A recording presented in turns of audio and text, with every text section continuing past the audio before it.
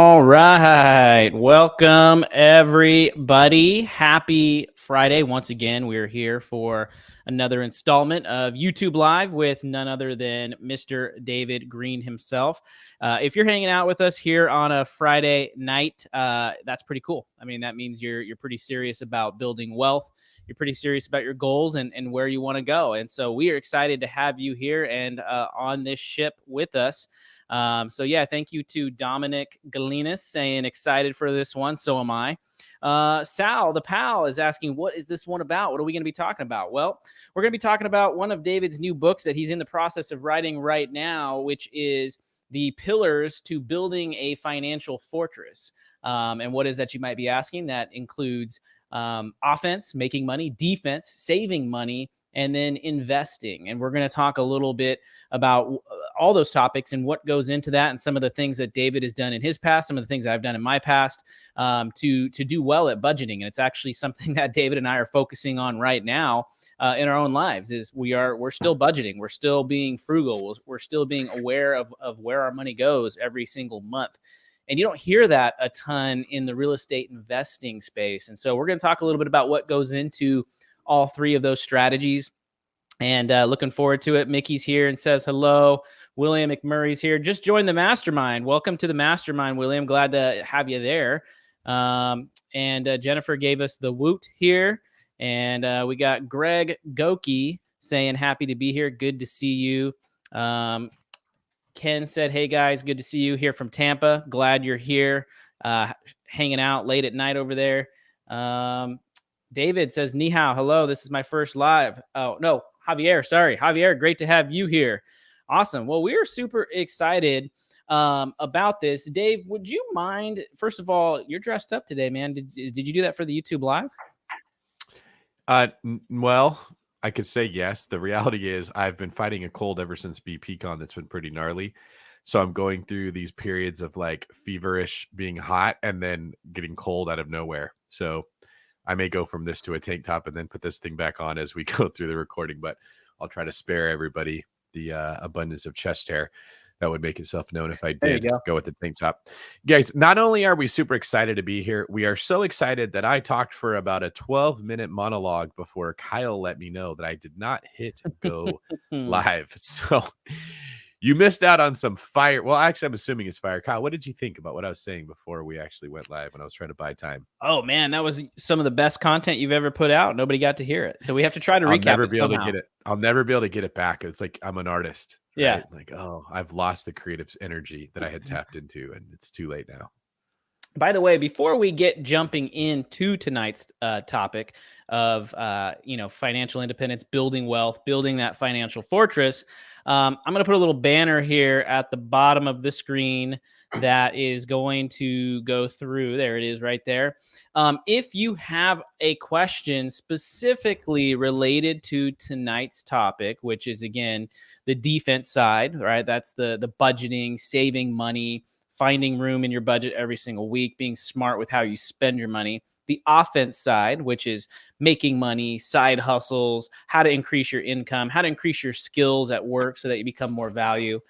Make sure you drop those questions or send us a text message rather to the number below. If you drop your question in the chat, good chance we may not get to it. We actually want to have you come in. We want to have you be live here with David and myself so we can actually talk about your specific scenario. Maybe some areas of where you'd like to save more money, or maybe you're spending too much. Maybe you're in debt. You got to figure out how to get out of debt. Or maybe it is on like, hey, how can I increase my income at my job?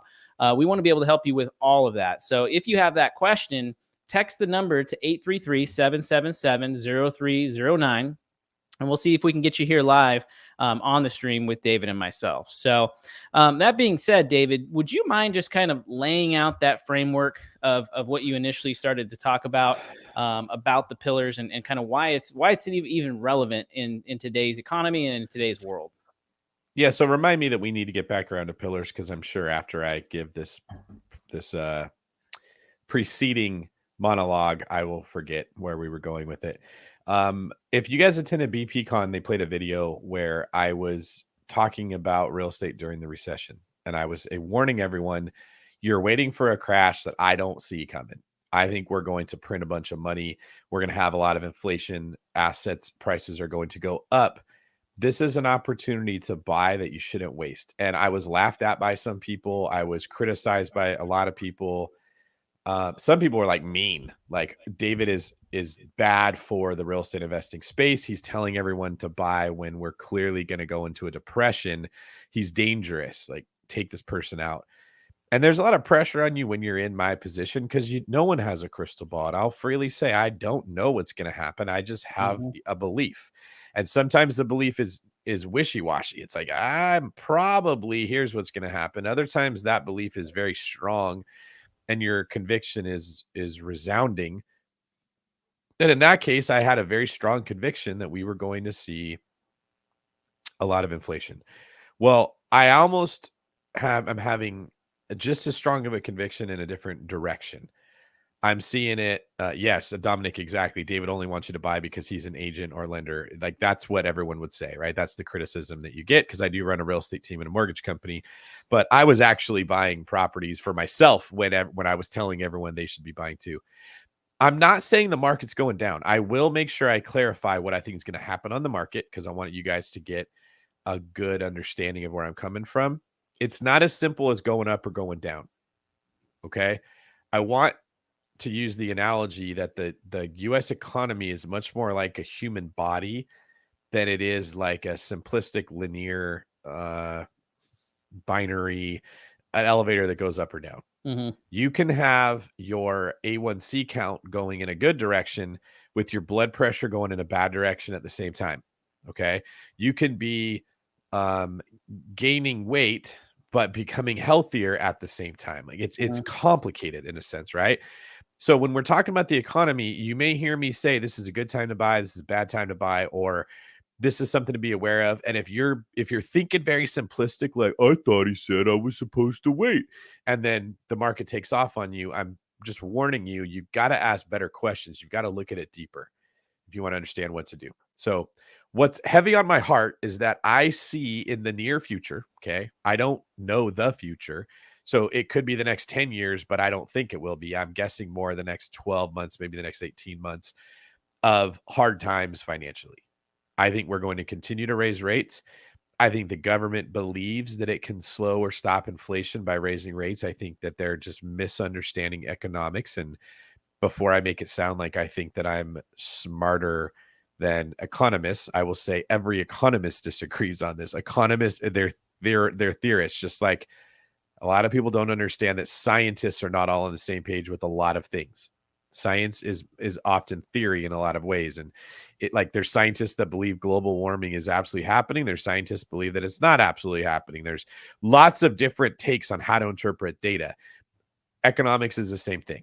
Okay. There are Keynesian economics that look at the world from a specific lens, that believe it's good when the government can print more money and try to take money out of the supply and can change interest rates. He can tinker with everything. And then you've got Austrian economists that believe you should leave everything alone and let the free market do what it does. Both of them work in different ways. Like, my job is not to sit here and tell you guys the right way to do it. My job is to tell you what they are doing and how you can position yourself to win. So today's of course, Colin says there's no legit scientists that don't think climate change is happening. That is a very good example of how we look to see what we want to see. We call that confirmation bias, right? Like, that, it doesn't really matter what that person's views are in science, right? But when it comes to economics, like, you can't take that same stance that this is the only way to look at it and there's not other ways. Because depending on who's in charge of the Fed and the way that they're applying this information, you're going to get a different economic result. So, I think it's going to be tough times ahead. That's what I'm getting at.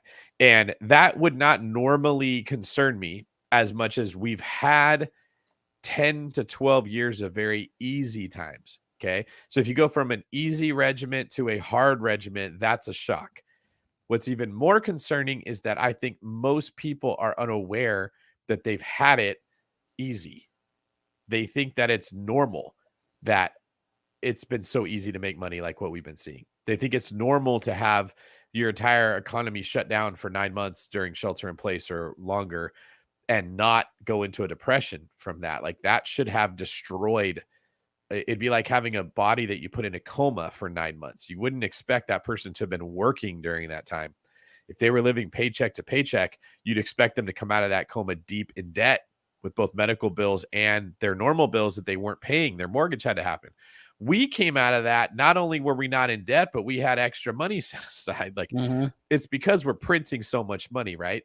So this is a warning to everybody that you've been having it easy. This is not a normal way of living. Like, we've had a substitute teacher for a long time. We've become accustomed to a level of effort that is not acceptable in a competitive environment. And we are now heading into a competitive environment, at least for the short term. And if you want to win in this environment, you're going to have to make some changes. That's what I like to talk about tonight. I love it. Okay. So let's jump into the topic of pillars. And I'm thinking we could either start with a basic introduction on what pillars is, and then kind of jump into the defensive component first. How does that sound? And then we actually have somebody that wants to come on and has a question about defense. Yeah, that's really good. And I'm glad we have a person coming in to talk about defense. I would highly encourage all of you on the call tonight to ask questions about how to save money, how to make money, and then investing principles, as opposed to specific questions on, I have this deal, what should I do with this specific deal? So the concept of pillars is a wealth building strategy that will work for every single human being in America. I can't say that this would work in Venezuela or Sweden, because I don't know much about those economic environments, but I can tell you, as long as America is a capitalistic country, which for the most part it still is, this will work for everybody. But it isn't what anybody's wanting to hear. This is not a get rich quick scheme. This is not a avoid the hard work, build wealth. What I'm here to tell you guys is that doesn't work, period. There is not a way of building sustainable wealth that is easy.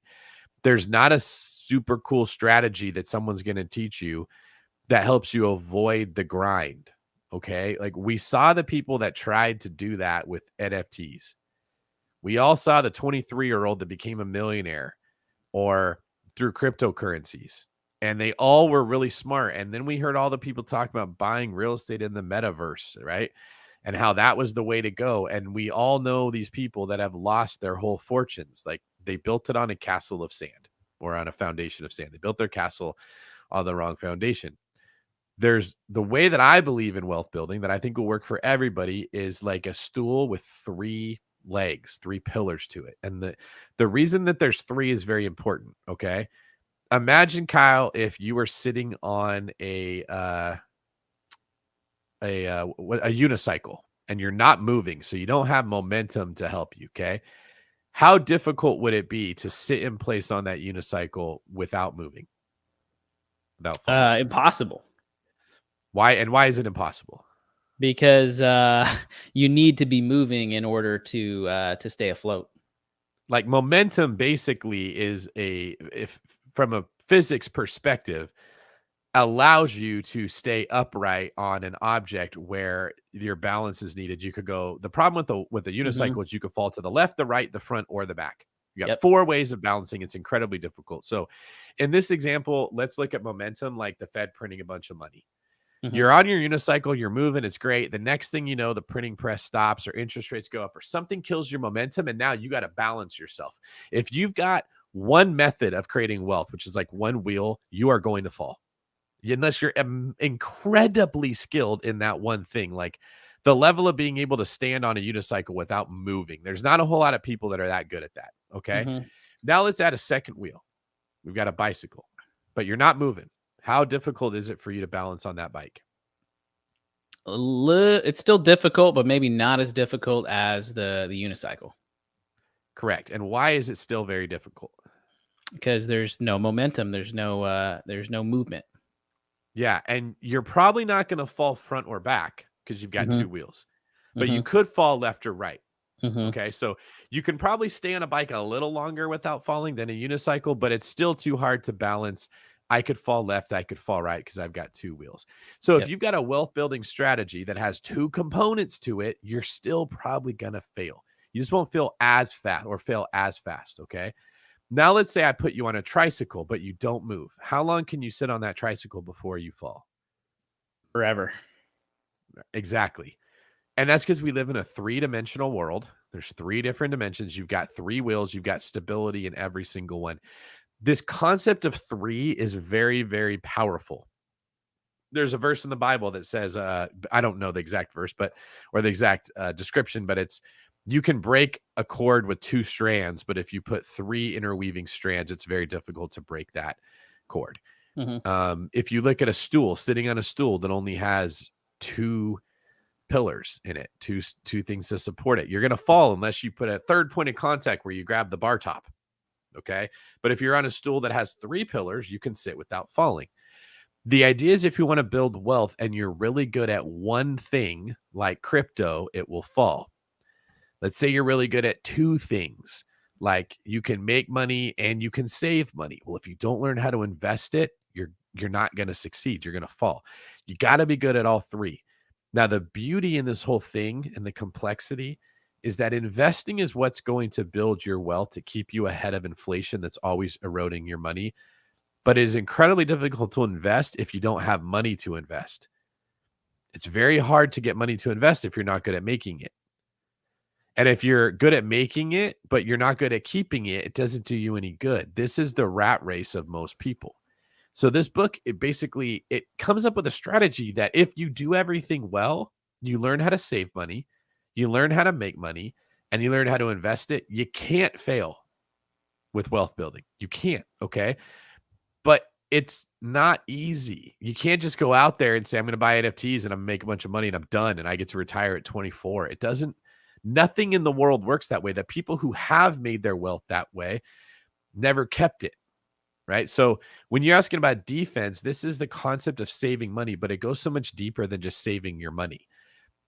The skill, because there's a skill in everything. The skill in saving money is self-discipline. It's your ability to tell yourself no.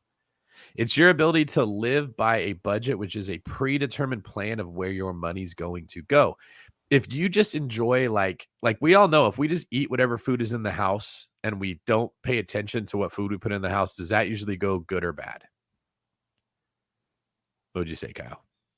If you don't eat it and you just let it stay in your house? No, let's say that you let whoever is shopping just buy whatever they want. They buy Oreos and Doritos and cupcakes, and you just eat whatever's there. You don't plan ahead. You don't meal prep. How often does that go well? Almost never. Yeah. There's a principle that if you are not purposeful about something, if you don't think about where you're going, you will always take the downhill road. Okay. So like if you're not planning, assume that you've been walking downhill and you don't realize it. You're not eating healthy. If you don't plan to eat healthy, you're not eating healthy. If you don't plan to work out and exercise, you're not doing that. And if you don't plan to save your money, you're not saving it. You're losing it and you don't realize it. And when you look at this over a 5-year period of time, a 10-year period of time, it's a ridiculous amount of money that we're losing. Now let's throw into this mix the fact that the world is designed to take your money from you. Okay. Advertising agencies, marketing companies, their full-time job is to study human psychology and figure out what makes people say, I will spend my money on that thing. That they're in a competition to take your money that they know they're in, and you don't even know you're in it. You're losing that 100% of the time when you don't even know you're in a battle, and the other side does know that they're in a battle. So saving money is not as simple as just saying, I agree to save money. It's actually an entire strategy that you have to develop to protect what you've made from the people that are trying to take it. It doesn't happen on its own. You got to meal prep to eat healthy. You got to money prep to be able to save money. You're draining the money that you're making. And we all go to work and we trade time for money. And then we take that money and we spend it on stuff. We have nothing to show for our time. We go right back and do it again. You have zero progress that's being made. And how depressing is a life where you have no progress? That's typically when somebody sees I have no hope, I'm not making progress, they subconsciously resign themselves to just sedation. Like, all right, if I can't make it any better, I might as well numb myself. So if you're just not on a path to get healthy, if you're not going to the gym and working out, you're not seeing progress, you probably say F it and you just eat cupcakes and pizza because it feels better. It's when you're going to the gym and working hard and burning calories and sweating and making it a priority and saying no to other stuff that you even give a crap about what you're eating. it like you have to start the effort of sacrifice before you will give up sedation. So I would say the majority of us that are listening to this are living in a sedated state. We're Mhm. spending the money that we made at work. We have nothing left over to invest in anything else. The key to getting to the investing portion where you make the wealth is that you spend money on investments. The investments create income, and that income from your investments is what you go spend on the things you like. Mhm. There's a buffer in between your time for money. So time, money, spending is the bad cycle. I call that the entrapment pattern. Time, money, spend, because then you got to go back and put more time to get more money. And the freedom pattern is time, money, asset, and then the money from the asset spends. Okay, that's you got Yep. to put that buffer in between. And we start with defense because if you get better at offense and making more money and you get better at investing, but you don't have defensive principles, you will just spend what you made. Do you know the word, Kyle, that we use when you make more money and then you end up spending more money? Have you heard that phrase before? Yeah. Tell me what you're referring to, though. Lifestyle creep Yeah. is Yeah. what we call, Yep. right? When I got a raise, what's the first thing that your average undisciplined person does when they get a raise? What do they go buy? Buy a car. That's it. 100%. Buy a car. Buy a car. I was actually wondering if there's a conspiracy because I was looking for a study to put in the book that shows that. I Googled every single way I could think of. How many people buy a car when they get a raise? Percentage of people that get a raise and buy a car, like every way. Do you know what every single site that popped up on Google was? What? It was actually a portal to go buy a new car.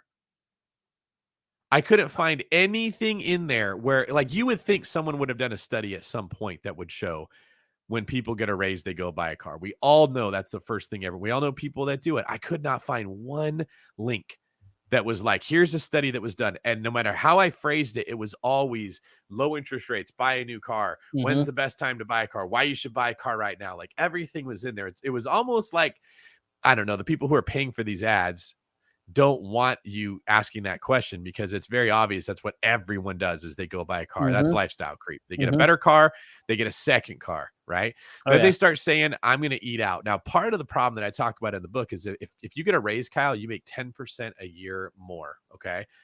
What we do is we tell ourselves in the head, let's say we're making 100 grand. We're like, well, now I'm making 110 grand. So that's Mhm. extra 10 grand a month. I can buy this thing. That's not very much of 10 grand. And every decision we make is always, it's not that much of 10 grand, right? But what if you're Mm. getting taxed at 35%? You actually aren't Mhm. making 10 grand. You're actually only making 6,500. Yep. Okay. And like those little decisions that you say to yourself every single time, well, I can afford it because I got the raise. They end up where you're almost spending more than what you were Mhm. before the raise. It's tricking you by the things you say, right? Yep. So we talk about in the book why you need to create a budget because your brain will lie to you. Your heart Mhm. is deceitful and wicked. It wants to trick you. You can talk yourself into so many different things. A budget doesn't lie. You set down when you're in a clear state of mind, you come up with a plan, you say what you're going to spend money on. The budget keeps you honest, and any money that you make on top of that goes towards savings. And so that's Mhm. why we start with defense. Mhm. I love that. So we got a couple people I'd like to bring in that have some questions specifically around debt because that seems to be, and I've got my own debt story that we could always jump into and share one day, but that seems to be one of the hardest places to start because you're kind of starting from the negative in a sense, right? You're kind of already starting yourself dug in a hole. Can you just speak to debt really quickly, David, and kind of what your overall opinion is on getting out of debt and maybe the difference between good debt, bad debt, all that good stuff? Yeah, that's a really good one. Guzman here said, where can I buy the book? You can't buy it yet, Guzman, because it hasn't been written and it hasn't been published yet. So you guys are actually hearing about this book before it even comes out. Like this is the only group of people that even know the book's being written other than the publisher. Mm-hmm. What your question about debt is really big. Debt is a reflection. It's kind of like if I took my shirt off and you looked at my belly, right? I've got some belly fat. That has nothing to do with what I did today. That is a reflection of what I've done the last like 3 years. Okay. I'm in caloric debt. I've eaten too much and now my body reflects that by the fat that I have stored on me. Okay. There's nothing I can do right now to get rid of that debt. The only thing that I can do is say in 3 years, in 6 months, in 3 months, whatever it is, that version of me has a chance to get rid of that fat. Okay. And the only way that I get there is I change my eating habits today and stick to it. Mm-hmm. Okay. So what I would have to do is put myself on a calorie budget. And there's actually apps that do that. Like, what's the one that you like the most, Kyle, that you used for a while? Is it MyFitnessPal? MyFitnessPal and Lose It's a good one too. Okay. So in those, it's just a budget. You say, this is how many calories I can eat. And every time you eat one, you track it. Mm-hmm. Okay. And you stay beneath the number that you set. And magically, you'll end up losing weight. But that's the only way I get myself out of like caloric debt if I have fat. Your finances work very similar. The analogies work good because the pattern is very similar between these two phases of life. If you are in financial debt, it is a reflection of what you've done the last 3, 4, 5, 6, 7, 8 years. Mm-hmm. There's nothing you can do right now to get rid of it. Okay. You got to recognize I got bad habits. And so the key, and we talk about this in the book, is when you're starting from coming behind, you cannot get discouraged. You cannot say, well, I'm already fat, so what's the point, right? Because it is a problem. When you get fat, it becomes harder to exercise. You don't want to exercise, right? Yep. And then when you go eat Chick-fil-A, the last thing you want to do is go to the gym. So you get into a cycle where you're either getting healthier or unhealthier, but you're never staying in between or staying at the same point. Mm-hmm. Budgeting is the same thing. You got to recognize I have bad habits. They happen because I wasn't budgeting. I'm going to create a budget. I'm going to decide what is healthy for me, what food I should be eating and how much of it, what I should be spending my money on and how much of my money I should spend it on. And I'm going to stick to that. And it's going to hurt. Just like when you decide you're going to eat different food and you're eating cabbage and kale every day instead of Big Macs, it hurts. It sucks. It is not fun. You're going to fail several times trying to rebuild this. Okay. But it gets easier with time. We can all agree if we start to eat better foods, eventually they become not that bad. And like, Kyle, you've been eating so healthy. If I told you, hey, let's go to McDonald's, you'd probably say, I don't really want to. Thank you. No desire. Right. But you asked that same question 5 years ago, you might be like, oh, I really shouldn't. But then your brain talks you into it. Right. The heart is tricky. If you're not tracking it, you're gonna fall prey and you're gonna go eat. If you're like, I got to put a Big Mac into MyFitnessPal, I'm gonna go over my thing, I'm gonna fail for the day. Nope. Don't want to do it. That's how powerful tracking is. And it's also why our subconscious is always yelling, don't do it, because it likes to stay comfortable. And this allows us to be comfortable. Budgeting is inherently uncomfortable, and that is why it works. So for those that are in debt, the first thing you have to do is stop getting fatter. You got to start to build the habits before you even expect to see an improvement. When you have better habits, because you've been budgeting for a while, it's easier to save your money. You start taking the money that you saved and applying it towards paying down the debt. And eventually that would get you out of it. But me as David, I'm always asking, how do I do it better, faster, and with less mistakes? So what happens is when your defense is sound, when you figure out how to save that money, and now you're making progress towards paying down debt, progress itself is very rewarding. Like, Kyle, you've lost weight. Does it not feel good when you look at yourself in the mirror and you know that you're looking pretty fit? Yeah, I feel like I'm making progress. Feels a lot better than it felt before, for sure. And that progress makes it easier to say no to the Big Mac, right? Yep. So in Pillars, I talk about momentum. Kyle's got momentum. He's not going to eat unhealthy right now because it's hard to eat unhealthy because he has momentum. He sees the progress he's making and it makes it easier to eat better. It's not the struggle it was when he first started doing it. Finances will work the same way. Now, let's say that, Kyle, let's say that you are losing weight. You haven't lost it all, but you're liking your progress, right? And you're like, dang, this eating better is really helping, but I want to get fit even faster. What could you do other than just eating better? I could start working out and putting on some muscle. Bingo. That's it. You go to the gym and you can burn even more calories. And the more muscle you have, the more weight your body's going to burn for you. That is the equivalent of going and making more money at work. Yep. So when you see that progress getting made and you're paying down your debt and it feels good, you start naturally thinking, I want to go drive for Uber and make some more money. I want to go get that promotion at work that I've been afraid to take on. I want to go quit this job and I want to go get another job that pays better. I want to get over my fear of calling clients and get more sales. You start thinking the right type of thoughts. Okay. Now offense comes into play. How do I make more money to pay off this debt? So for people who are already in debt, there is a argument to be made that that might be the best thing for your mindset that could happen, because that person sees immediate results. For the person that, let's say they've saved 30 grand and it's not enough to go buy a big investment, but they're not in debt, and I tell them you got to stick to a budget, that person's like, God, why? I've already been saving money. Why do I need to save even more? I'm not making any progress. Like getting from 30 grand to 33 grand isn't super exciting or fun. Going from 12 grand in debt to 9 grand in debt is exciting and fun. Okay. So there is a silver lining to this debt cloud, that what happens is you can get addicted to progress quicker when you're paying it down. And then what happens is you start building steam and building momentum, and you're going from 12 to 9 to 5 to 3 to 1500. And by the time you hit 0, you got a head of steam that you now charge through and actually start saving money even faster than the person that was already doing it. Okay. They're running this race and they're not far behind and they think they're good. So when I tell them they need to try to run faster, they push back. No, David, I'm doing okay. I don't know anyone else with 30 grand. Get off my back. Like, Kyle, you've seen that. That attitude in our agents. Like, why are you asking me to do more? I'm already doing more than them. Get off my back about it. We're like, you're not doing the best you could do. Yeah, but it's never enough for you. How come you just can't be happy for what I've already done? That's poison.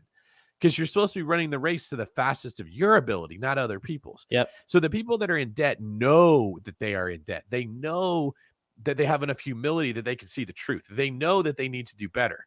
The people that are doing okay but not crushing it are the scary ones, because you got to convince them that they could be doing better, and they don't want to hear it. Their heart is fighting against that thought. So I know nobody wants to be in debt. I would never tell someone go get fat because it makes it easier to lose weight. But what I am saying is, if you're already like skinny fat, it's hard to convince that person why they need to be in the gym, because they're like, I could look better, but I'm okay. Yeah. If you're like fat, it's not hard to convince that person they need to be in the gym. They don't like being fat. They don't like that they can't tie their shoes because it makes it hard to breathe, right?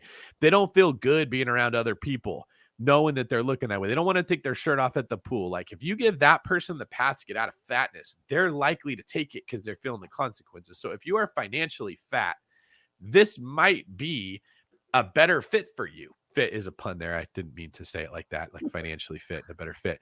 But they're the person who I think would benefit from this the most. So this is why we start with defense, because being good at saving money, it is a skill, just like defense. Like I hate it always in sports, Kyle, like basketball, where people would say defense is all about hard work.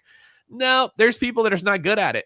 Like fast hands were really good in defense. Footwork was really important with defense. Like angles and understanding angles was really big. Remember how when you told me that story of how you used to step with your outside foot and drag your inside foot behind you? Yes. Yeah. Because your coach taught you that, and it was the most inefficient way of moving. Like, I used to watch you do that and wonder, like, I wonder why, if there's some benefit to that. Whereas I got taught push off with your inside foot and then extend your outside foot, right? Yep. There is actually skill in defending, right? Like your ability to shift your weight when you're moving backwards to plant and then come forward to block a shot. It's not just hard work. It's the same when it comes to saving money. There is a skill set involved in saving money, and it's all about self-denial. Can you tell yourself no? Can you delay gratification?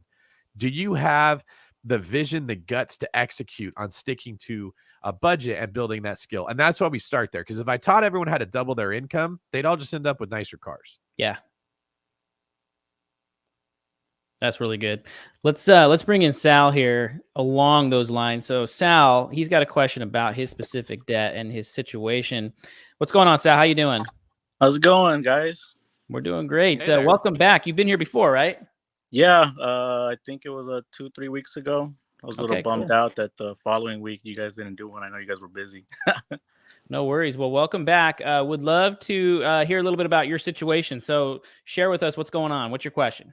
Yeah, so overall, I'm in debt, and I would say the reason I'm in debt is because I did take over all our living expenses, because my wife last year, she actually took on her master's program in sociology. So she wasn't able to work full time, so she had to take it down to part time. So she would just take care of some expenses, but I mostly took on everything. So it was a luckily I got a better paying job during the time, and till this day that job pays me every 6 months, gives me a raise. So Okay. that's kind of been helping out, but it's still not enough. It's almost there. So during that time I got into debt and everything because I had to cover some stuff, and she obviously wasn't able to help me.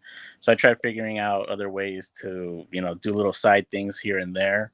And having a daughter, obviously, like, she needs help. Obviously, she does everything online, so I have to be in the house taking care of her. Do some cooking, stuff like that. So there's not really much I can do, like Uber driving or anything like that. And so I tried doing some remote stuff online, but obviously the attention has to go to the baby because she always wants attention. So Yep. that kind of didn't work out. So I just had to depend on my job at the moment. And so I'm trying to figure out how I can bundle everything into one, I guess, account so I can pay everything off. Because I know in the upcoming months, I'm going to get a bigger raise. Okay. And I'll have a more leg room in order to pay it all down, maybe within for a year, maybe even less, hopefully. So I was wondering, I mean, I'm trying to figure out other ways to reduce it or put it all together so that way I have more leg room to, I guess, put more into Sure. that. That makes sense. Okay. Do you mind sharing how much debt do you have right now?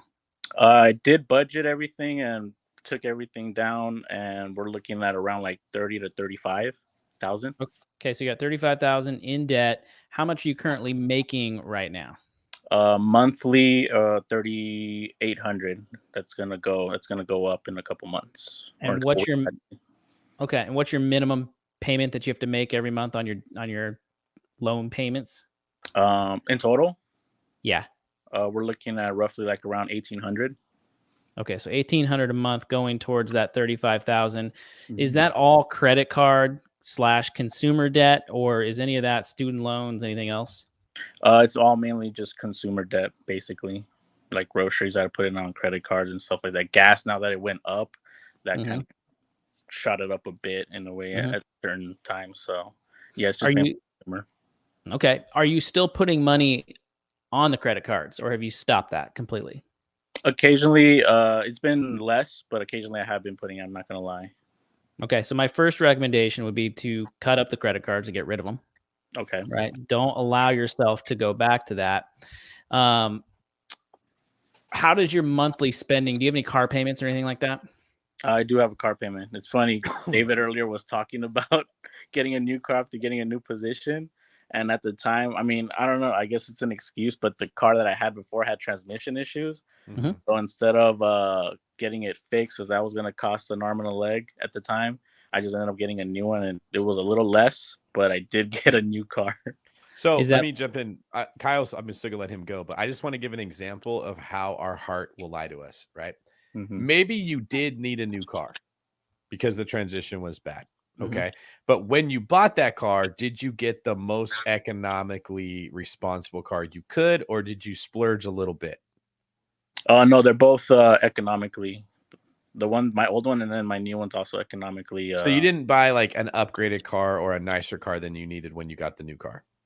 It's a little nicer, I would say. I went from a Nissan Sentra to a Honda Accord.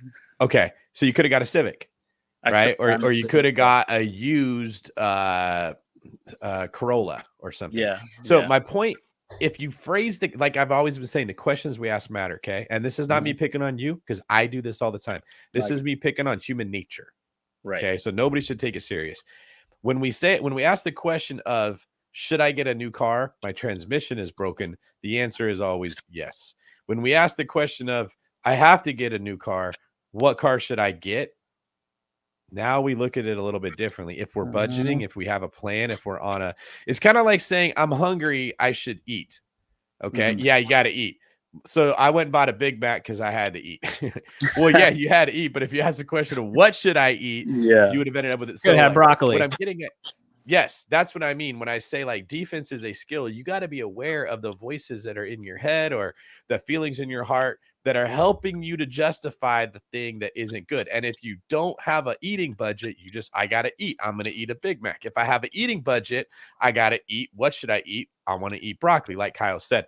The same is true when it comes to spending money. There are things you got to spend money on. You cannot get around it. Your family needs a car. You have a baby. Okay. But you might have been able to buy a used Corolla and put yourself in a position where you were saving more money, and maybe it's $200 a month cheaper. That money now goes towards paying off your debt. You get out of debt 3 years cheaper. Can you see how that would have like built a different kind of momentum? Yeah, of course. All right, I'm Sure. gonna let Kyle I jump did- back in, but the point would be momentum is what we're chasing here, not just results. What were you gonna say, Sal? I did go over like the pros and cons when it came to used car and a new car.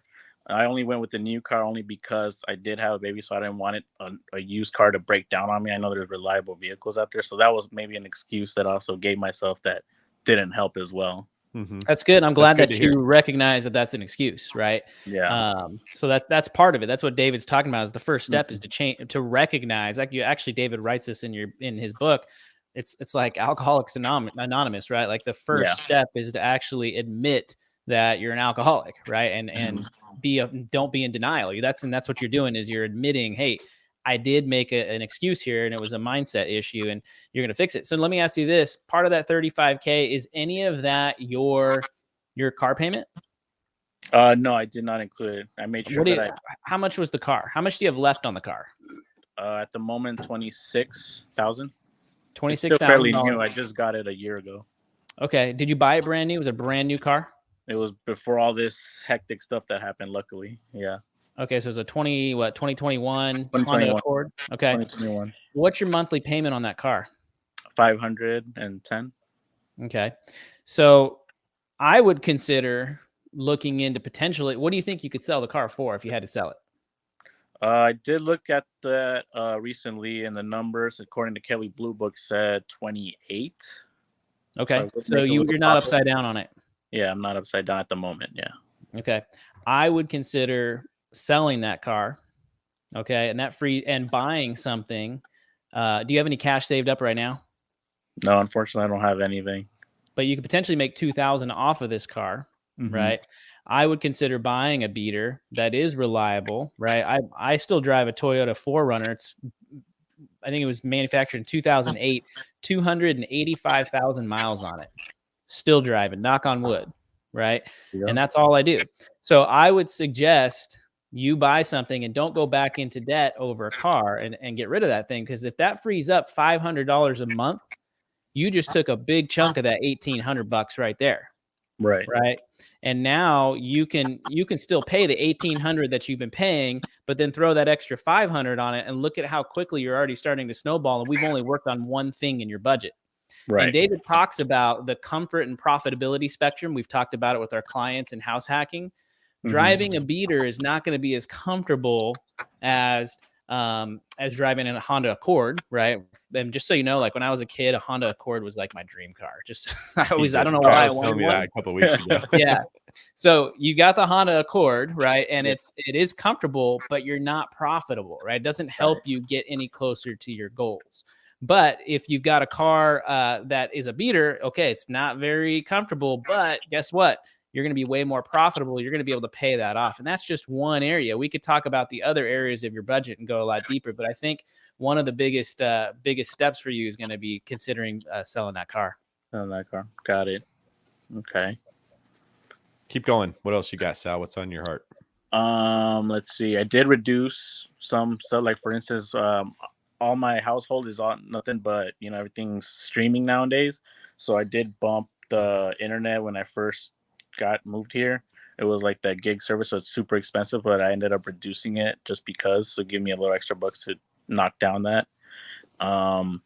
But in regards to the whole debt situation, is it a good idea to get involved into investing in real estate? Because I did finish some books, like for instance the No Money Down one, and I'm moving on right now to the long-term book, so hopefully by the end of the month I'll finish that. But would it be a good idea to do that while I'm trying to knock down this debt? First question is, when you reduced your cable bill, did you immediately put the difference towards paying your debt down by that amount? Yes. Yeah. I made okay. Sure So you're already tracking. You're doing some form of budgeting. Beautiful. Yeah. All right. What is your current housing expense right now? Current housing expense, we're looking at, it was 2,000. Okay. 2,000. Is that a mortgage or is that rent? It's rent. Okay. And what's it going to go up next year? I don't think it'll go up. We got a little hookup here. Okay, you got like a family discount type of a Yeah. situation. All right. It's super cheap compared to other LA areas. I was gonna say like nobody in LA, unless it's rent control and they live there for 15 years, is paying $2,000. Wait, were you asking about just the rent itself? How much it is? Yeah, just how much you're paying every month for housing. Oh, $2,000 a month. 1,000. Okay, gotcha. Okay, when you say 1,000 of the 1,500, what do you mean by that? Well, everything else, like including the cable, our phones, and so that your total, like your utilities, all that, it comes out to around 1,500 a month. You're saying? Yeah, I'm basically living paycheck to paycheck in a way, for at least from my end. I mean, obviously my wife is helping me out with other stuff like groceries and whatnot, but just living expenses just here at the household. Okay, so when you're asking, can I invest in real estate before I paid off this debt? One of the ways that I tend to look in the world different than other people is I don't ask the question of should I do A or B. I ask the question of how can I do A and B. Now, sometimes I can't, but many times I can. And by asking a different question, my brain comes up with different solutions. So when I hear you saying this, there's an obvious answer that if you buy a property and rent part of it out and live in part of it, and your expenses are $1,000 a month or less for what you come out of pocket, you just bought real estate and you reduced your housing allowance. Okay. Mm-hmm. Now, here's part of the danger of the situation you're in. Paying $1,000 a month for rent instead of what someone else would be paying for that same property is comfortable. Mm-hmm. Okay. You don't feel pain. You got a family member hooking you up, which in a sense is blessing you. And in another sense, it could be cursing you. Okay. Like, why would you be operating with urgency if you can just always pay $1,000 a month? But what I would say is if you bought real estate right now in LA, 10 years later, how much money do you think you might make? Is that a trick question or? No, I'm like, just give me a basic, like, what would you guess? In 10 years, if I'm still in the current job that I'm at, I would be making... No, how much would that house be worth in 10 years? More than what you pay for it right now? I don't know, maybe we're talking maybe in the millions. You're looking at significantly more than six figures over a 10-year period of time. Several six figures, okay? And that's not including the rent going up. What do you think rents were on these same properties 10 years ago? Oh, a lot less for sure. Insanely less, right? So when it looks like buying is more expensive, that's always looking at the first year. But if you think about 10 years of rent increases, your family could be costing you money by hooking you up with $1,000 a month if you don't take action. Okay. So my advice to you would be to look for a house hack that allows you to live for $1,000 a month or less, or something comparable, in an area that you believe will continue to appreciate, like Los Angeles, because the rent you're charging your tenants is going to go up. Mm-hmm. It's going to keep going up every year. So you're going to go from paying $1,000 out of your pocket to $800 to $600 to $300 to $50 a month, to where you're making $150 a month. You're making $300. Like, it turns around on you pretty fast. Okay. So I would just set an overall target of, if I buy real estate, it's got to be a house hack. We're going to live in a 1-bedroom unit or a bedroom and a half or something. We're going to rent out the rest of it to keep our expenses as low as possible. Got it. Now, is your wife on board with that, or is she going to fight back? House hacking, she's going to fight back. So what is her? I've spoken to her about it, about my whole journey that I'm doing in the past about 4 months now. She's on board with it, but the moment I mentioned about house hacking and what it is, she didn't really maybe move forward with it, because she's comfortable having her own private space, and especially having a kid. But bro, you can house hack and she still has her own private space. You don't have to rent out the bedrooms. Right. Like, how old is your kid? She's gonna be 4 next month. Okay, so you got a couple years before they like need their own space or their own bedroom. Mm-hmm. What if you bought a duplex that has a converted garage, so it's like a triplex, and you guys lived in the garage and rented out the main house and rented out the ADU in the back or something like that, and the 4-year-old just had like a bed, in that space, and you did that for 2 or 3 years till she hit 7, And then you're like, okay, now we need a bigger space. And maybe you buy another property and move into the 2-bedroom one and rent out the rest of it. Is like, if she had her own space, could you get your wife on board? I believe so. Yeah. I'll try to. That's the way. Yeah. So like what happens is when we say a word like house hack, your wife hears live with strangers that I don't know with my baby around. And she's going to put her foot down and say, F that, not happening. Okay. But if you paint a picture that says, no, we have our own unit. We have our own space. It's just going to be smaller than what we're living in now so that we can own real estate. We can build equity. We can eventually start charging more rent. Now that doesn't sound as bad to her because you're talking about how it's going to decrease risk. What you're doing is just lowering your comfort level. Right. Because comfort is expensive. Yeah. Really. It's very expensive, right? We just don't realize how expensive it is a lot of the time. Like those Big Macs are more expensive than we know. Oh, yeah. Right. Sure. So that's where I would start. And like, there's no rush. You could take your time. This is a really good time to be looking, especially because LA real estate is cooling off more than it has before. So you could probably find some of those house hack opportunities with like one property that has 3 units or something like that you wouldn't have been able to find at all. Yeah. And then worst case scenario, this is the last thing I'll say. Let's say something goes wrong. Your tenant stops paying. You're like, oh crap, we're not going to make it. Just move back into the place with your parents. Rent out the one you were in and get more cash flow. You've got this amazing, what's it called? Safety net. Okay. Don't live in the safety net. Get up on the trapeze, make some things happen. And if you fall, now go back into this place you're at right now for $1,000 a month, as opposed to like looking at everyone above you swinging on the trapeze saying, when I pay my debt down, I will finally be able to get up there and get in the game. Right. Got it. Yeah, I have been, the whole plan is next month I was actually going to start looking. I have been doing a little digging here and there around my area, but I don't know, maybe I'm just using the wrong resources like Zillow and all those, but it doesn't seem like I find any good, what would you say, like an opportunity at the moment. I know it's coming up these next couple of months. It still has some room to go down, but that was my whole plan next month. Just dig into getting Bigger Pockets Pro and just start using the calculator like crazy and getting familiar. Are you in touch with any of our agents or loan officers?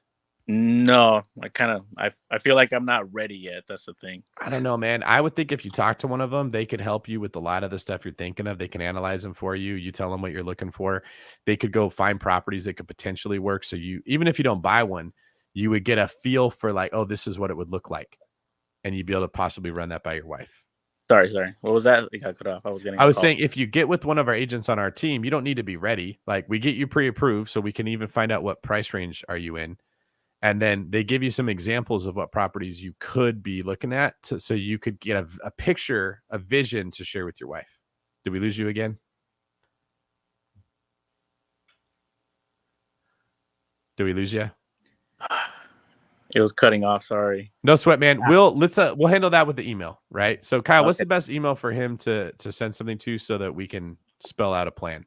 Yeah. So you can send your question to info@davidgreen24.com. info@davidgreen24.com. Got it. Don't forget the E at the end of green. Yeah. So speaking on that, with your team and the Bigger Pockets forums, I saw that that there's a meetup, I guess, from this person named Robert, I think Reynolds. Yeah. And he's hosting one in Santa Monica. So that's what I mentioned earlier when you were on the Instagram live. So I didn't know if that was actually That's him. He's with us. Team. Yep. Yeah. So I'll probably I'll probably talk to him more about it or anything like that with him. Yeah. In fact, you should say I talked to David on a YouTube live and he told me to come talk to you. Okay. Robert, he's good people, man. Okay. Yeah. Can't wait. Thanks for joining us on another Friday, Sal. Thanks, Sal. No, I'll be here next week. Yeah. I got to say, I really like Sal's attitude. You can tell that he, number one, recognizes when he maybe has that faulty mindset that we all deal with at times, right? Where we sort of make excuses and justify our behaviors.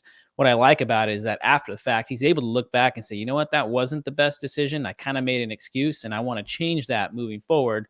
But then he also has like the positive mindset to go about like, yeah, man, I'm in a pretty bad spot. Had some hard life struggles that I had to deal with the last year with my wife, but I'm going to do whatever I can to go after it. So I'm really interested to see what he does in the future. And I know he's going to make some big changes. Yep. As long as he's tracking. If he keeps tracking, it'll be impossible for Sal not to improve. Got to track. All right, let's bring Robin into the live stream here. So Robin kind of has a question similar along the same lines as to Sal's second question about buying a house. But Robin, tell us a little bit about your situation and what you got going on. And by the way, welcome. Thanks for having me on. Really appreciate it. First time actually being on here, but long time listener, Bigger Pockets. I thought you were Jason Momoa this whole time. I didn't realize it. You weren't. Yeah, that would be great. Actually, going after his hair though, it's really nice. But no guy's ever gonna mind hearing that. No. My question is related to bad debt, becoming bad debt free. For the past couple of years, I've been doing what you guys have said.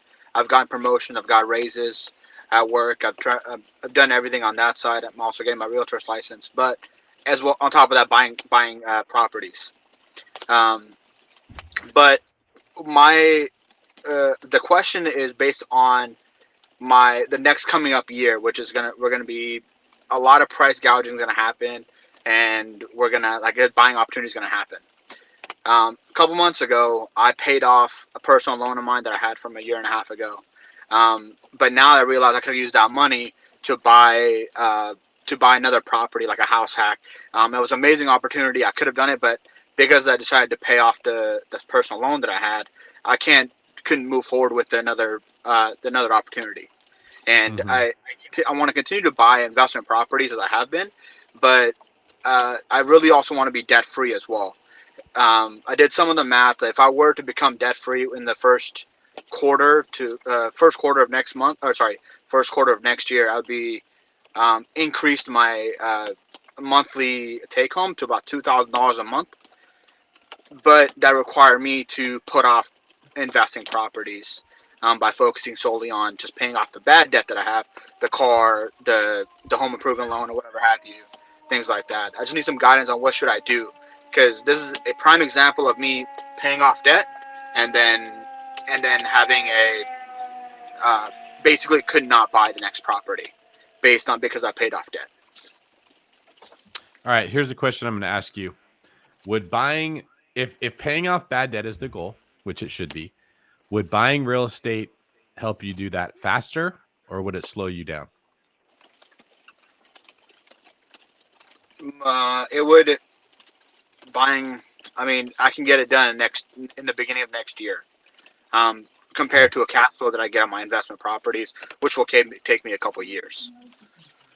Yeah, cash flow takes a while to build up. So what type of properties are you looking into buying?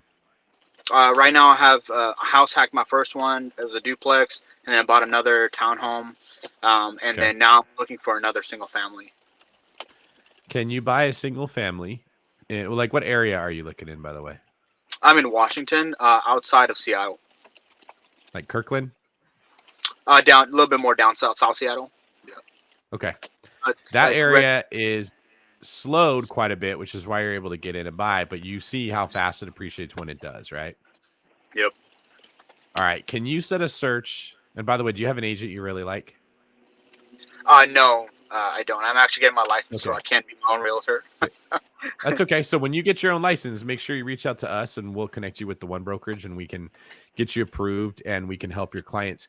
What I'll tell you is what I was going to do is tell you what to tell your agent, but I'll tell you because you're going to be an agent. Set a search for the most square footage that you can find within the amount you're pre-approved for. Okay. That's the first thing I want you focusing on, is not how pretty it is, the areas that you want to live in, and the most square footage you can find.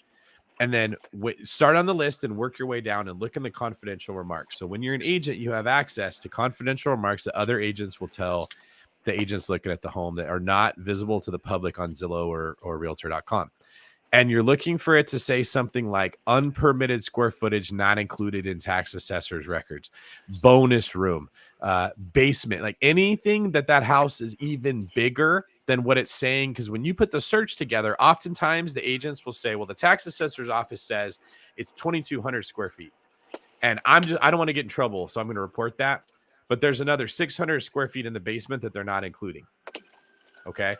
So you're looking for the most square feet you could possibly get. And that extra square footage not only makes the house worth more, but it often gives you options for how to turn it into a multifamily type property. Like that square footage becomes the ADU. So you buy something like that, you now have 600, 700 square feet of basement that nobody even acknowledged in the price of it. You pay the price you'd pay for a 2,200 square foot house, and you get the best price you possibly can because the market's a little bit slower right now. You convert that basement to live in, keeping your expenses low. You move out of whatever you're living in now and collect rent on that. So that's helping you out financially. You rent out the rest of the house that you're not living in while you're staying in the basement or whatever the smallest part is, assuming you don't have a family and you could do that. You've now increased your cash flow in several ways, and you've increased your equity in several ways. My thoughts would be, you seem like a pretty smart guy. If you're getting raises at work, just communicating with you on this phone call, you're not all looks like Jason Momoa is. You actually got a pretty good brain in there, right? I think you're going to do really well putting this deal together, right? Another thing people don't realize, when you're an agent, you can negotiate your commission, and there's no limit on what you can ask for. So let's say you come to an agreement, they want 800,000, you agree to go for 760, and you're good at that. You can say to them, hey, I'm actually going to pay you 775, take my commission and add another $15,000 to it. Totally legal. Okay. So now less of your money is going into the down payment. So you're borrowing more. So you're keeping more money for yourself. You get this property in a year, in 2 years, it goes up in value. That property alone might make you enough equity that you could get a HELOC. You could do a cash out refinance. You could sell it, whatever, to pay off that debt you're talking about, your bad debt. And your property paid off your bad debt for you, and you ended up with some of the prime real estate in our country that should be cash flowing if you buy the right kind. Is that making sense? Yes, I definitely agree with that. The issue that I have is, like, how fast can I scale? If I were to pay off those my loans, I would have that extra $2,000 a month for me to invest into something else, like a better property and more rooms. Like, I was looking at those properties anyways. Like, I was gonna just live in the den, like that would be my room, and then I'll rent out the actual rooms. That's the next plan that I have. It's just how much you have to pay off to get rid of $2,000 a month. I have total. I have 70K in debt. How much? Okay, so you're talking about, you think you could save more money if you don't have $2,000 a month, right?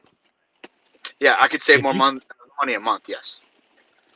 I mean, that's not $2,000 a month is 24 grand a year, right? Like that's what percentage of a down payment in Seattle real estate? Like, what's your average down payment out there? Six. I mean, you can probably get one for around 600,000. We'll get you at what, 30K? Okay, so if you're able to do a 5% down, yeah. Yeah, you're gonna that $2,000 a month isn't really hurting you as much as like it's not even quite a down payment for a house that you had the whole wait a year. If you paid off 70K to save 25K, right? Like, you're probably not going to get that money back for 3 years or something like that, right? Yes. You're gonna wait 3 years before you buy real estate. How much money are you losing during that 3 years of time that the property would have been appreciating, the rents would have been appreciating? You could have added value to it. That's, for someone like you, I'm gonna lean you more towards buying the real estate. Now, if you were just straight up not savvy about real estate, didn't seem like the smartest guy, I'd tell you to take the Dave Ramsey approach. I'd say just keep it simple, pay off that debt. Don't worry about investing. But you already own 2 properties. Can I assume that they're both doing pretty well? Yes, I own 3, and it's over $1,000 worth of cash flow every month. Okay, so like, let's say you get another one and you get up to, like, you add another $500 of cash flow or something. You're close to having your properties paying off that debt, or you're close to having those properties rivaling what your debt payments are, right? I'd rather see you put the 70K into real estate and turn it into 200K in a year and a half, and then take equity from real estate to pay it off, then put your money towards paying that debt off. And now you got to wait 3 years before you're breaking even. Okay, that makes I sense. know you're going to do what you want to do, right? I don't want to tell you what you should do. I am saying the majority of people that are not good with money, I would say pay it off, right? And it will feel good to pay it off. I agree with you about that. How much equity do you have in your duplex? Together, it's, well, all 3 together would be around 150. All right. Well, I bet you, like, if you just waited another year or something, you'd probably have enough equity that one property could pay that off for you. Yeah. Right. That it's just, you're going to get a better return going that way. It's just, you're going to have to, in a sense, you're going to have to delay gratification of paying off debt, which is not something you hear people say is a good thing very often. But in your case, I think you just so badly want it to be free of that. You're better off to invest in real estate and let that motivate you to get the money from real estate to pay that thing off. Yeah. I mean, growing up, that's all you're taught. Like, it's that, like, I grew up, like, the only thing my parents were just like, oh, you're gonna have debt forever. Like, that's just a thing. And I never believed in, like, I don't want to be dead all my life. I don't want to continue to work all my life so I can pay somebody else's vacation. And that's one of the reasons that's very, like, internal fight with me is, like, I want to be the bad debt free. I don't mind the investment properties because they give me money, but the bad debt's like, hey, those are my choices. And how do I get away with that as soon as possible? But I'm definitely on board to buy more properties. I want to do that every year. I have been. I buy one property every year, and it's just this internal struggle of, like, paying. Well, here, for what it's worth, let me validate your struggle. If we were living in an ideal world with the currency that was tied to gold, like it should be, if we were practicing Austrian economics, you would be spot on thinking the right way. Okay. The enemy would be debt, and we would be putting it directly in the sights and launching everything we had at taking it out. Yep. I wish the world worked that way because my personality likes that. Give me one path and let me throw everything I have and let me track the progress. The problem is quantitative easing, fiat money, the way that we've just printed the crap out of our currency so that asset-based investing is asymmetrically beneficial. It's like, if you just looked at how much money you made in real estate in the last 2 years that you've actually still have, like that 150 grand or whatever it was, how many years would you have to work at your job to save $150,000? A lot of years. Yeah. Definitely. It's a lot, right? So let's say that it took you 5 years to do that, but you did it in 2 years with real estate. That's the equivalent of 4 years with real estate will get you 10 years with your job. And you don't actually hardly work in the real estate. You got to work every day at the job. Because our economy that we are living in right now is set up the way that it is, investing in real estate makes more sense than paying off your debt. So your feelings are not wrong. They are guiding you in the right direction. What makes them wrong is the environment is not conducive to that. Like, that's what I call the Dave Ramsey method. If we lived in a world where we were not printing the ever-loving crap out of our money, I would be Dave Ramsey. It'd be Dave Greensey. I'd be like echoing everything that guy says. I love his discipline-based approach. It's just naive. The way that our country creates so much inflation, it forces you to invest. It forces you to figure out where you're going to put your money. You can't just focus on your job and saving like it should be if we were just getting paid in gold. It's a different environment. So if you can accept that, it might give you a little bit more peace about why you have to delay the gratification of paying off that bad debt. Sounds good. I appreciate that. Robin, thanks for your patience. I know you waited a while for us to talk to Sal, and you asked a really good question that benefited a lot of people. So appreciate you. Thanks, Robin. Thank you. Have a good day. See ya. Love it. We're getting some great questions tonight, and I'm loving what we're seeing in the chat. We did have a couple questions. Richard had a question. How is someone able to ask a question live on the stream? We don't have time for any more questions beyond Nate, who's coming up next. So normally what you're going to do is you're going to send a text message to the number at the bottom. But before we move forward, a couple things. Number one, if you're getting value out of this YouTube Live, we would definitely love it if you could hit the thumbs up button. Go ahead, take a second to do that right now. Hit the thumbs up button. And also make sure to subscribe to David Greene Real Estate. But I'm loving all the conversations that we're having, both in the chats here and then with the guests as well. There was one other person. Jordan was asking David if you could repeat yourself the statement that you made about realtor commissions. I don't remember. Okay, so Jordan, when you're a realtor, you are allowed to negotiate the commission that you're getting. So this would work the same for a client. If you were my client and you wanted to buy a house, I could write your offer, and in the offer says the real estate agent gets 5% commission instead of 2% commission. We don't do that very frequently because we don't want our client to lose the deal because we ask for a higher commission, but it's legally acceptable. So if I am the realtor and I'm writing my own offer, I'm allowed to ask for whatever commission I want. So one strategy is that you could come to a verbal agreement of a price like 760,000, and they say, yeah, we'll accept that offer if you write it.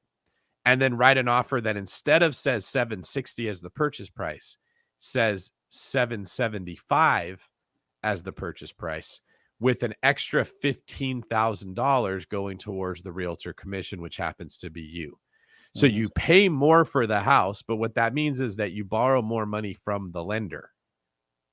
And then you get more money in your pocket via a commission. Now, it's not apples to apples, okay?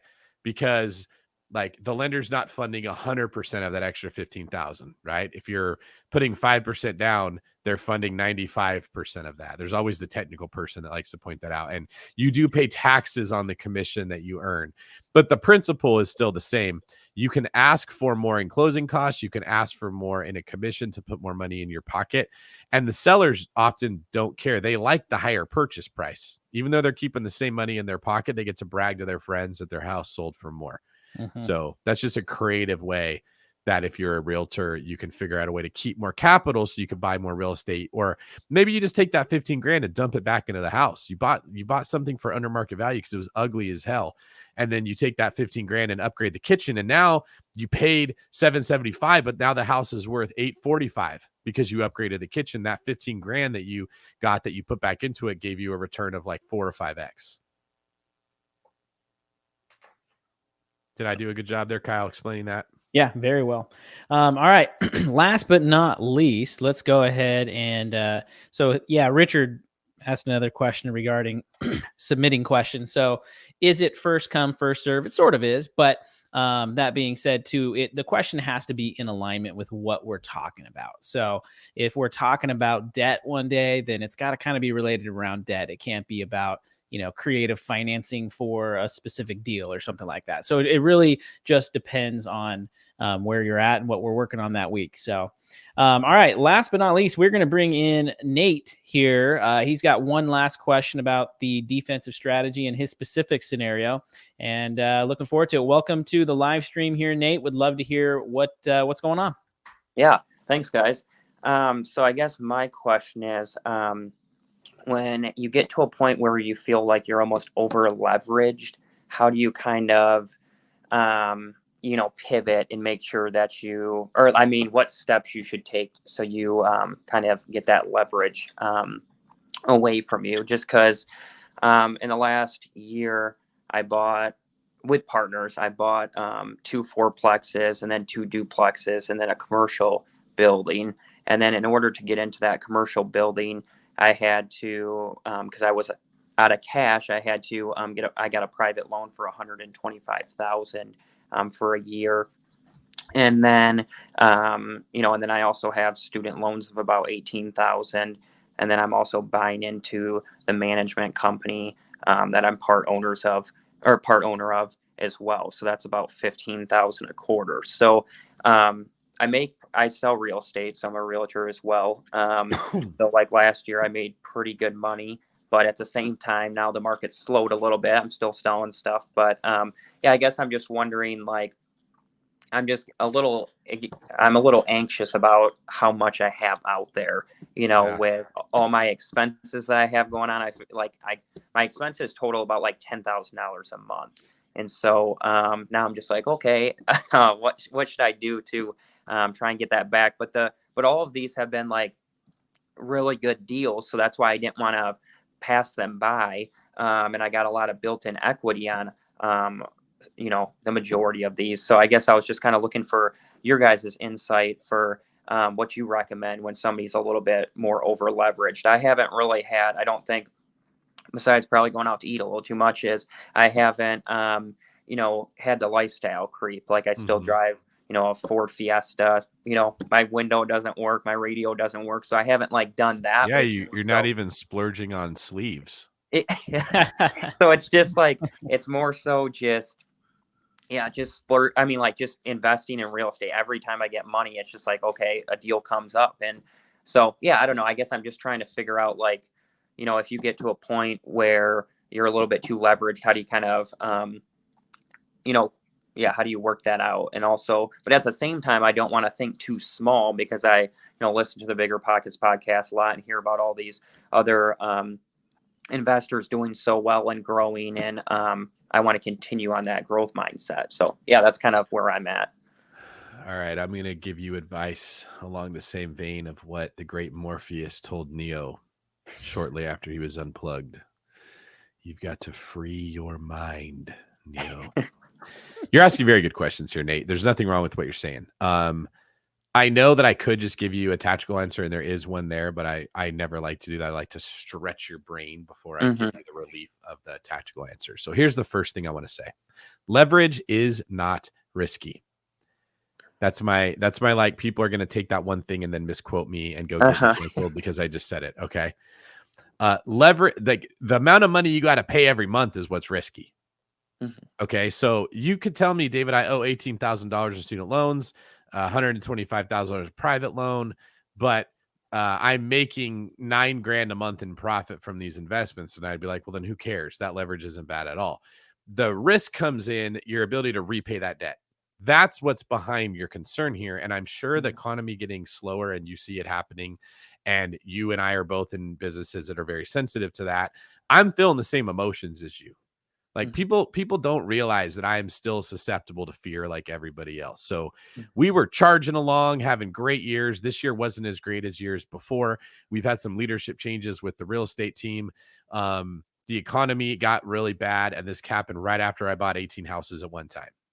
Okay, that's not a wise move to make for anyone that wants to efficiently operate anything. Okay, so at this point right now, the amount of property that I have that is being rehabbed or waiting on permits and all the crap that goes into this, I'm bleeding about $80,000 a month on my real estate portfolio. Okay. Because I bought a whole bunch of it and I can't get it generating income because the city got involved. I've been red tagged. I'm waiting on them to push permits through. It's they're taking a long time. The person that I had hired to do this, I had to let him go and I got to replace him with someone else. It's a disaster. Okay. This is all happening at the same time that the market's slowing down. I don't like this feeling one bit. I'm in the same boat as you. The way that I'm surviving this is I'm stretching my brain in the same way that I'm challenging you to stretch yours. Okay. I repeatedly remind myself, am I going to lose these properties? No. I put enough in reserves. Like I keep telling everyone all the time, that I will be fine. Does losing $80,000 a month on this portfolio feel good? No, it doesn't. Emotionally, I don't like that feeling whatsoever. Okay. But I'm still safe. Another thing that I will frequently tell myself is that it doesn't really matter how much debt I'm in. It matters how much I have to pay every month. And even that doesn't matter. It matters how much I have to pay every month in proportion to what I can earn, as well as what I have saved. Okay. So your emotions are going to lie to you. They're going to tell you the market's slowing down. You're not selling as many houses and you have all this debt, and that anxiety just builds and builds and builds and builds. And it sits over the top of you when you're trying to sleep at night as these what if scenarios that are always the worst thing ever continue to play through your head. Okay. So first off, you're not crazy. I go through that. Kyle goes through that. Everybody here is going through. And that's why we're making this YouTube, because you're going to see more and more of this happening to more and more people. Okay. Your position might not feel good. There's a lot of people in worse positions than you. A la those syndicators that bought a property 18 months ago when interest rates were at 3% and they got a 3-year balloon, and they're looking at what if something doesn't change in the next 18 months, that they're actually going to default on this. There's going to be a lot of that type of stuff that's going to happen. So I would say, first off, when it comes to the debt itself, if you put $15,000 into this business that you're buying, is that going to earn you a return on your money? Yes. Yep. Do you have control over making sure that you don't lose money, that you actually can get a good return on it? Yeah. Yep. Because it's a business that you're buying into. So good move there. I like that move. This $18,000 in student loans. Is there a balloon payment coming up, or is this just like they're sitting there, they're annoying, but they're not going away? Yeah, they're annoying and not going away. They're like a recurring rash. They're not stopping you from working, but they're not fun. They're irritating you. It's irritation that wants to pay them off, but it's not actual practical necessity, right? This $125,000 sounds a little different though. That's got a 12-year balloon period. No, 12 months. Sorry, that's what I meant. 12 months. Yeah. Do you have the capital set aside that if it was due right now, you could pay it off if you had to? No. Okay. So that's where you're getting some of this anxiety from, right? Are you on pace to save enough money that it could be paid off in 12 months? Probably not at this point, but the reason why I did it is because the owner, who I also own the property management company with, he can have he'll have the money where he could help pay it off. And then I do have an option for another 6 months at a higher interest rate. So I'm confident I could get the money, borrow it from somebody else to get it done. You just might have to give away. I'm assuming the owner of the property management company would either get some of your equity in that deal, or he'd get a higher percentage of equity in the property management company if he gave you the money, something like that. Yeah, or he would. I mean, or he would just charge me an interest rate because we own the management company and properties together. So yeah, so that's a decent backup plan, but this is where I'm actually going to stray away from what I normally say. I don't like that as a safety net because you don't know where he's going to be in 12 months. Yeah. Right. He might spend his money. He might change his mind. Like you don't know. He might get into cocaine and be in a completely different situation. Now, I don't say this as like you should be afraid of everybody. I'm saying I've had the experience that certain human beings that I thought I knew very, very well, and I did know very, very well, did things that I never thought they would do when a life event happened, like they got a divorce or we got into business together and they started to make a ton of money. Like I've watched personalities change from external things happening. So it's better than not having that as an option, but I wouldn't be like, oh, I'm good just in case. Like you're still not quite good. That's not completely reliable, right? Do you have other assets that have equity in them? Yeah, and that's another thing is I have another duplex that I bought with one of my buddies back in 2018. And so that's the struggle too that I'm dealing with. So I'd like your insight on that. As we bought it in 2018 for like $308,000, which I thought I overpaid then.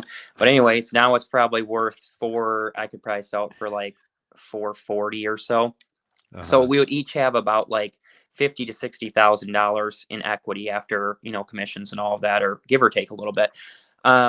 But with that, though, is we have a 3.75% interest rate on it, and it cash flows like $1,000 a month. But that my partner on there, he like in the next couple of years wants out. So I'm like, well, that kind of sucks because I'm not on the note. It's just we put it in an LLC, so he's just on the mortgage. And so now I'm like, well, I don't know. I guess you get attached to these properties because I'm like, it's a really nice property. It's, cash flows. But so now I'm kind of struggling with that. Like, do I just sell that? But then I'm like, well, I don't want to sell that if I can't find something better. But yeah, that's kind of what I'm struggling with. All right. The short answer with that duplex is I don't want to see you sell it in this market because it's going to go up more in the future. We're heading into what I don't know, right? I foresee a temporary decrease in prices, of which we've already started. Followed by a reduction in rates when a different political figure takes office at some point. And then whenever that happens, I don't know when it happens, but it will happen. They're going back up. I'd rather you sold it then. Okay. Yeah. The other piece I'm going to say that was the short answer. The long answer is I want you to stop buying property with other people. Okay. It's increasing your anxiety because you lose control over that asset when you've got a partner on every deal. You need the stars to line up, and the more partners you got, the more stars have to line up. Now, luckily, it's just you and one other person, but your business is with another person. This apartment complex, you borrowed money to get into it with somebody else. The duplex you're in with somebody else. You got to have like a long, hard look in the mirror with Nate and ask, why do I keep doing this with people? Is it because it feels less scary? Is it because I have no other option? Your anxiety levels are going up because you instinctively know I don't own this and control this asset. Like part of why I'm not nearly as worried about the money I'm losing every month is I know worst case scenario, I sell any number of my assets in my portfolio and I'm not going to like it. Right. Yeah. It's a rash. It's not going to feel good. It's not going to kill me. I'll be okay. I'm never going to default on any promise I've ever made to anybody else to pay them back. Yeah. You don't have that peace of mind because you partnered with others. So it's just something that I would say going forward, try to figure out how to get out of it. So I would say if I was your buddy, dude, you need to grind harder than you've ever grinded and let that $125,000 problem be what motivates you.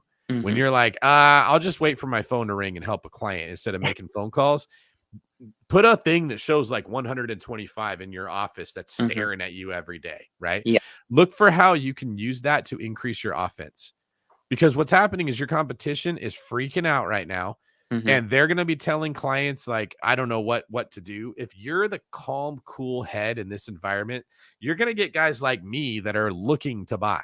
Okay. Mhm. Like, while every other realtor is worried, if you can explain why this makes sense and you can paint a picture for me, I'm going to be moving on the opportunities you bring. You can't be in a place of panic because everyone else is in a place of panic. Yeah. Okay. You're the cool head. You need to be in the MLS and be like, this is the best part of, I'm sorry, what market were you saying that you're in?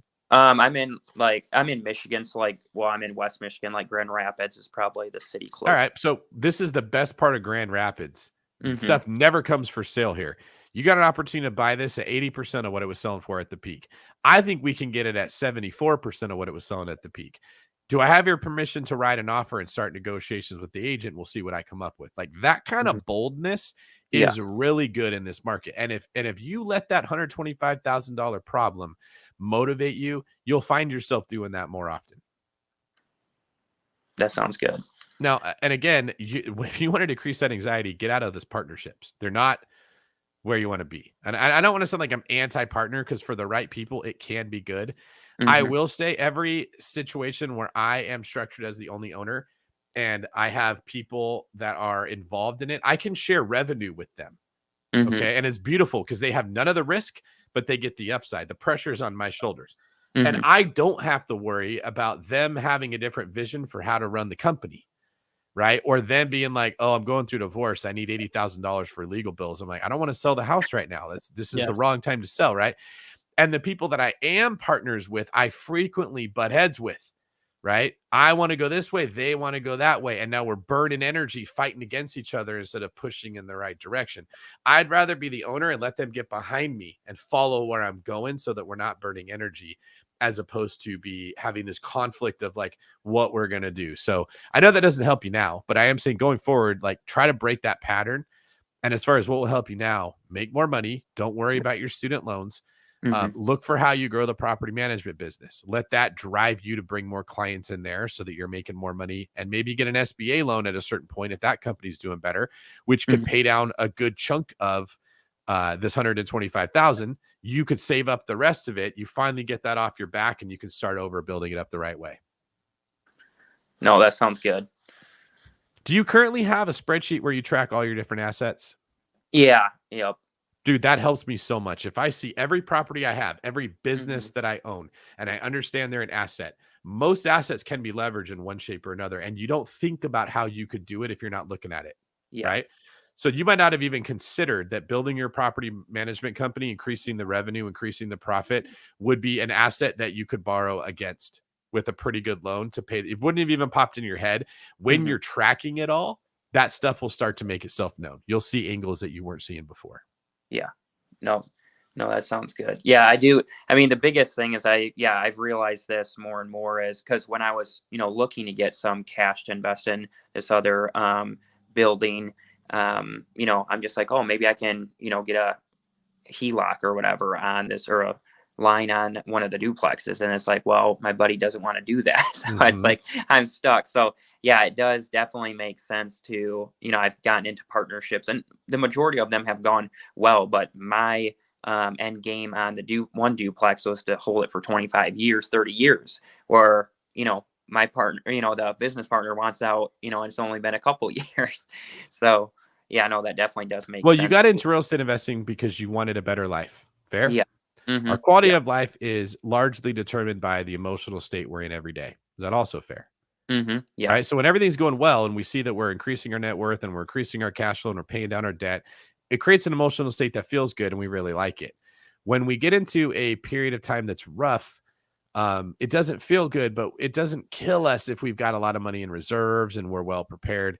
The second you introduce a partner into your deal who maybe doesn't manage their money as well as you do, like, it creates so much anxiety because of your lack of control that your emotional state goes very poor. Right. So like that's one of the reasons I don't tell everyone they should partner, because the reason for investing is you want to be happier. You want a better life. The very nature of a partnership complicates things. It makes it harder to have a better life. Right. So it's not like never partner, but definitely it's better as when it's the exception versus the rule. And I can see that pattern occurring with you where that's sort of the rule. Yeah. No. Well, I appreciate it. Thanks, guys. Our pleasure. Thanks a lot, Nate, and keep up the good work and keep killing it in real estate. And I love the name, by the way. Yeah, thanks. All right, see ya. Yep, see ya. That's really good. And a big shout out to Nadia. She says, you guys are my big leverage and the invaluable insights you share. Thank you. And just so sweet. Very sweet. And just a reminder, if you haven't done so already, make sure you hit the like button and also subscribe, because we love doing these and we definitely want to do this as well, as much as we can. And Sal the Pal says, again, thank you for both for taking the time to answer questions. Sorry it took a lot of time. You did not.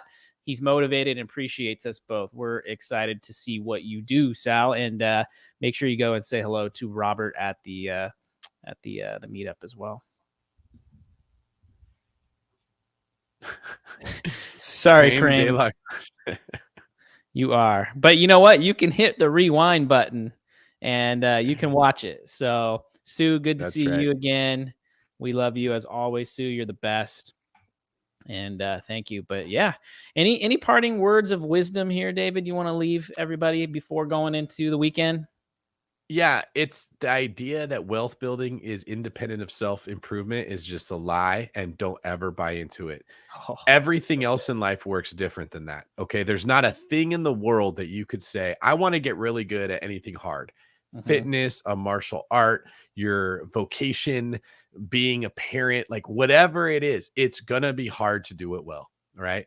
Kyle, when you had kids, when you got married, it became a big challenge on you, in that you had to be responsible for other people. You had to, when you wanted to do something that was no longer an option, you had to be less selfish. Like, would you agree that your own self-development was increased and challenged in taking on these responsibilities? Oh, absolutely. I can tell you that if I did not focus on self-development, I would not have grown as a parent. I would not have grown as a husband. I would not grown as an entrepreneur or a COO or a real estate agent. So absolutely, self-development and continual evolution and continually breaking through the ceiling and creating a new floor is always going to be required for sure.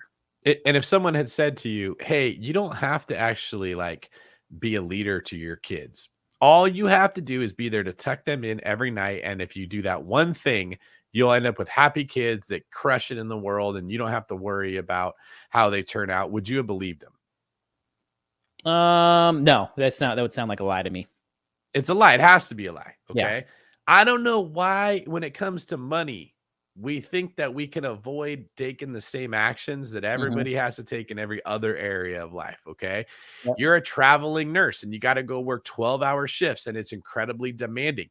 You have to push yourself through difficult times. You have to sleep in the middle of the day.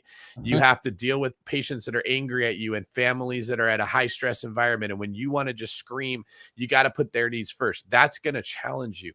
But if you want to be good at your job, there's no other way to do it. You want to get through medical school, it's not going to be easy. When it comes to wealth building, if somebody offers you a get rich quick scheme, a path that isn't difficult, they're lying to you. They're telling you run the other way. In fact, what I would say is, one of the things I talk about in Pillars is fall in love with the process of becoming great. It doesn't have to suck. Okay. Like, working out can become fun. Challenging yourself can be enjoyable. Tracking progress is actually an enjoyable thing that you can look forward to with optimism when you pick up progress. Like, there's a way to do it that doesn't suck. Okay. So in the community that we're building, that's what we're focused on, is how do we make this more enjoyable? How do we make it more fun? How do we put a spoonful of sugar to help that medicine go down? So that's all I want to leave you guys with. Like, the world's going to become harder. Finances are going to become more difficult. Everything's going to become more complicated. It's okay. Right? If you're in love with the process of becoming great, and you're willing to go through the process of self-improvement, you will look back and be grateful that we had this difficult time. One of the things you have to understand is, in order for a plane to climb higher, this is a metaphor, there has to be tension on the wind. That's really all that happens. A plane's got to go fast, because the faster it goes, the more tension that the wing makes with the wind, and the higher it's going to go. You cannot climb without tension. You cannot improve without a difficult environment. It is necessary. Like, you got to be grateful for the time that we have right now, because the people who are here listening to this are going to win. And the people that are out looking for the next NFT, or out partying or drinking or just wasting their time right now, are going to lose. And so I appreciate you letting me get the last word in there, Kyle. That's what I want to say. Like, fall in love with personal development, because that's what's going to bring wealth. I love it. And David, you always get the last word in, man. That's how it should be. Awesome. Well, go ahead. Maybe one of these days we'll switch that up. That wouldn't be the end of the world. Yeah. Well, as always, on behalf of David and myself, thank you everybody for coming out, hanging out with us tonight. Really cool stuff. Looking forward to seeing everybody here back next week, live Friday, 5 p.m. Pacific time. Everybody have a great weekend. We'll see y'all later. Subscribe to the channel.